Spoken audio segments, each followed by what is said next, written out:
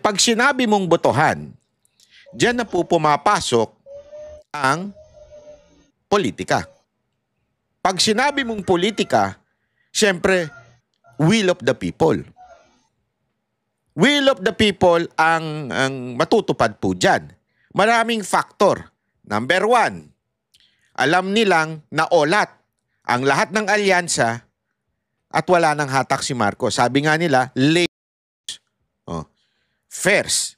Second, survey says ayaw nilang ma-impeach si VP Sara Duterte. So, why would you go to the process?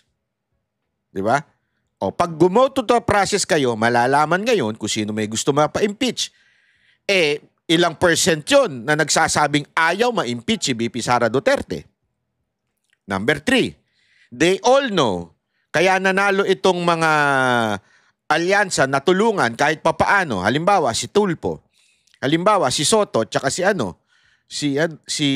Lacson. It is because of the endorsement of the religious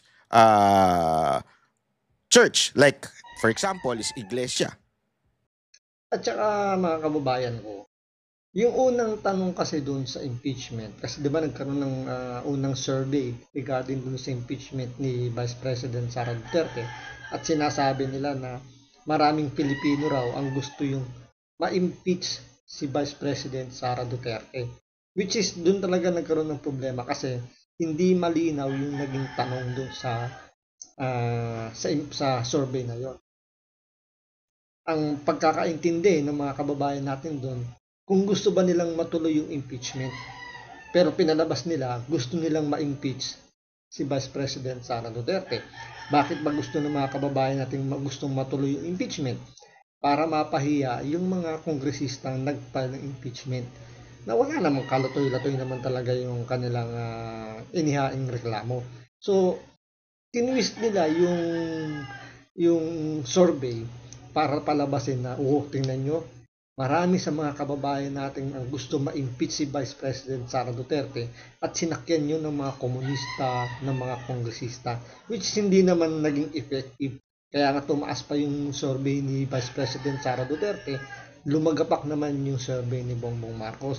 Kaya nga ngayong pangalawang survey na tungkol sa impeachment, mas nilinaw nila yung tanong kung gusto ba nilang ma-impeach si Vice President Sara Duterte. At lumabas talaga doon sa survey na malaking bahagi ayaw ma-impeach si Vice President Sara Duterte dahil nakikita nila kung ano yung nangyayari sa gobyerno natin, kung paano magpalakad itong si Bongbong Marcos. Masyadong madiin po ang sinasabi ng iglesia dyan. As a matter of fact, may mga balibalita nga tayo. I don't know if this is true or not. May mga balibalita nga tayo nung nakaraang eleksyon na talagang lahat daw na nag-pro-impeachment ay hindi binitbit ng iglesia at that time. Ako, I do not have any evidence on that. But for sure, sa Maynila, kasi siyempre, doon tayo medyo updated sa Maynila. Talaga namang hindi nila binitbit ang mga pro-impeachment. Although, tsaka dun sa iglesia na yan, yung sinasabi nilang ayaw nila sa impeachment, diyan nasira yung unang survey na ginawa. Diba? Kasi sabi nga nila, gusto daw nilang ma-impeach si Vice President Sara Duterte. Maraming Pilipino raw nagsasabi. Pero ang kung titingnan mo kung ilan lang yung tinanong nila, yung respondent nila, is around nasa 2,500 yata lang yung tinanong nila doon sa tanong na impeachment ni Vice President Sara Duterte. Ang pumuntang miyembro ng Iglesia ni Cristo para ipakita yung unity for peace. Hindi yung unity unity for peace na ayaw nila sa impeachment ni Vice President Sara Duterte is around 2 million doon sa Quirino Grandstand. So paano nila ngayon ibabangga yung 2,500 na respondent na gusto raw ma-impeach si Vice President Sara Duterte doon sa umattend ng Unity for Peace na ayaw ma-impeach si Vice President Sara Duterte. Kaya nag-iba talaga yung ihip ng hangin. Kaya ngayon mas naramdaman natin ngayon na talagang ang mga Pilipino ayaw ng impeachment kay Vice President Sara Duterte.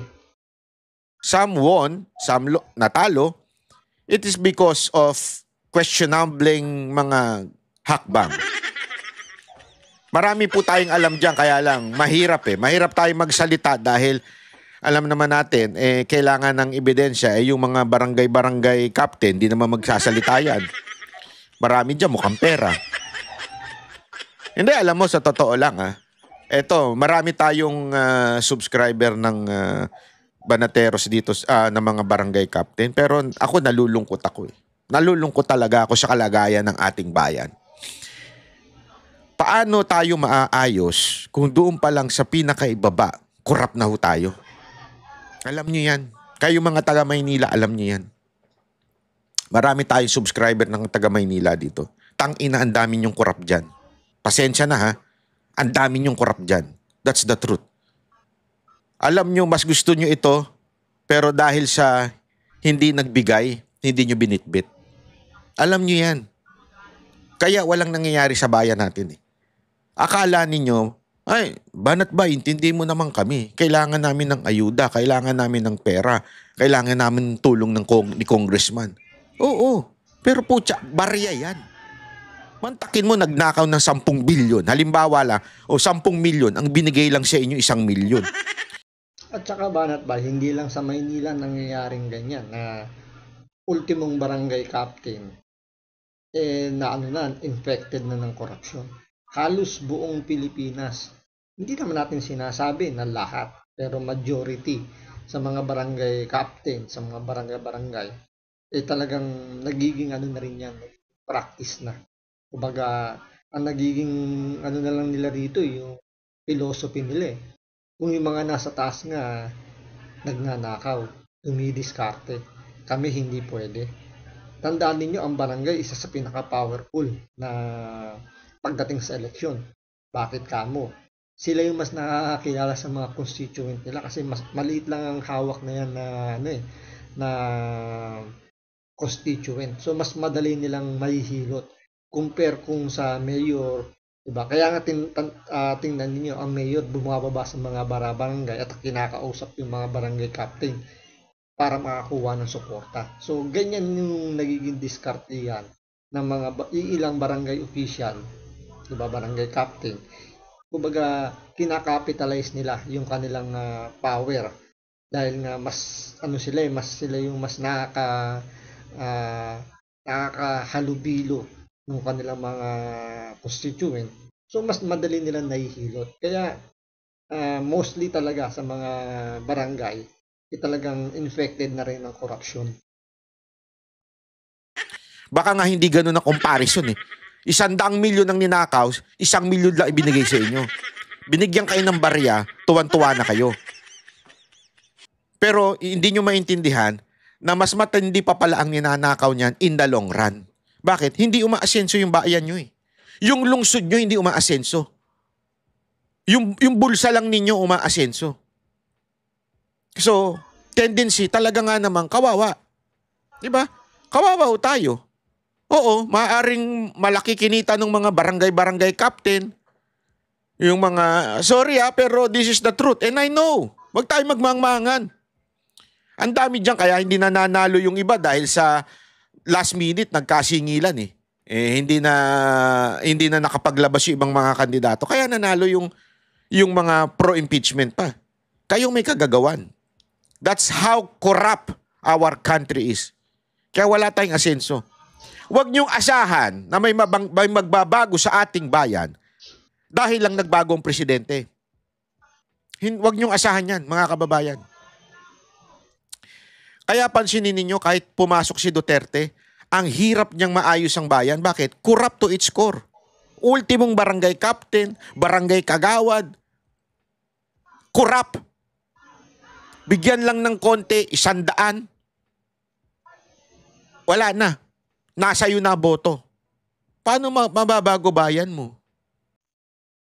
Kaya naaalala nyo yung sinabi ni Pangulong Duterte, gusto niyang baguhin yung ating saligang batas from presidential to federalism. Kasi nga sinasabi nga niya, kinakalaban niya mismo yung buong gobyerno. Gobyerno mismo yung corrupt. Kaya gusto niyang baguhin yung ating salikang batas. Dahil, kumbaga, ang hirap ng kalabanin eh. Sabi nga ni Banat Bay from the core pa lang, di ba, yung pinaka-looban, yung laman loob mismo ng ating gobyerno, corrupt na. So, kung lilinisin mo yung nasa harapan lang, yung nasa ibabaw lang, pero yung ilalim ay talagang corrupt na rin, wala tayong magagawa doon. So, talagang napakalaking factor talaga na simulan natin. Kaya nga 'di ba sabi nga ng sa atin 'di ba, mas kailangang hubugin yung mga kabataan na maging matuwid para hanggang sa paglaki nila maging matuwid sila. Kesa hubugin mo yung mga matatanda na wala nang pagbabago yan kasi kumbaga nakasanayan na. Unlike kung bata pa lang, disiplinahin mo na kagad, ipakita mo yung tamang asal, hanggang paglaki yan, bit-bit nila. Ba, yun yung pinaka ano nun, yung pinaka essence nung sinasabi dito ni Banat Bay. Naintindihan natin? Ganun ang Pilipinas ngayon.